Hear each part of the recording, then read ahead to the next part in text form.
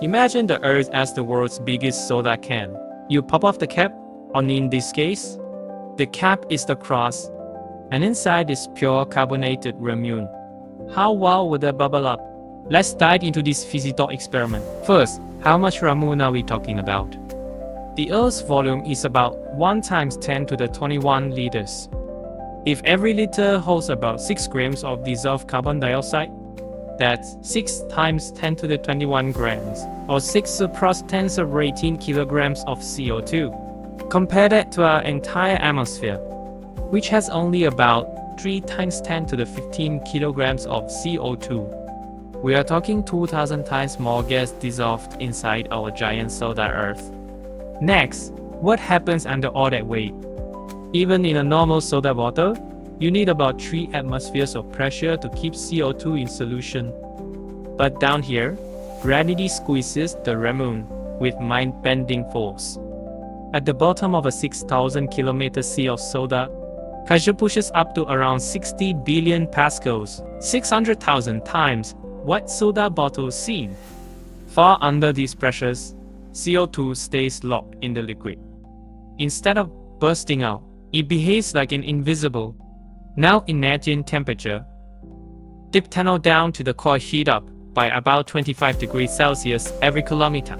By 50 kilometers, you're at 1000 degrees C, and below 100 kilometers, water turns into supercritical fluid. No clear distinction between liquid and gas.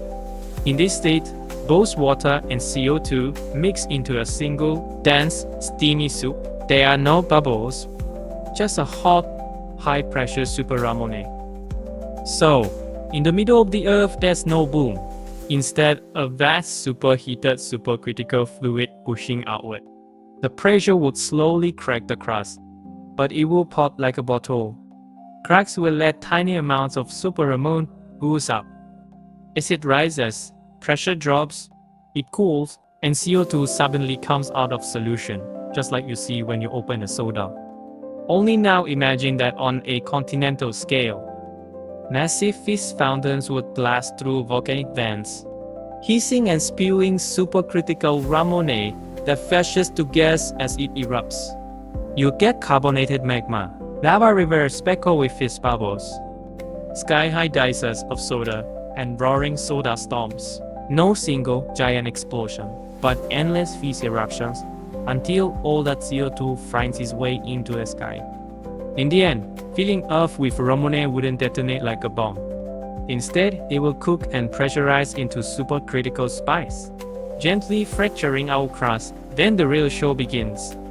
A never-ending carnival of fizz volcanoes, soda geysers, and fizzy quakes. An Earth that burps bubbles instead of rock.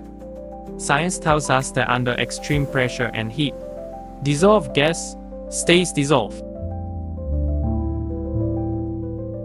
So our big solar wall would turn into a supercritical spa.